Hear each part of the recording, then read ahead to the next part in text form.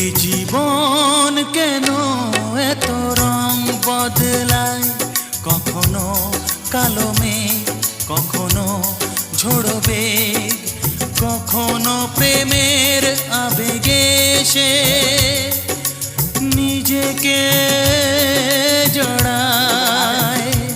এই জীবন কেন এত রং বদলায়, কখনো কালো মেঘ, কখনো ঝোড়ো বেগ, কখনো প্রেমের আবেগে সে নিজেকে জড়ায়। এ জীবন কেন এত রং বদলায়।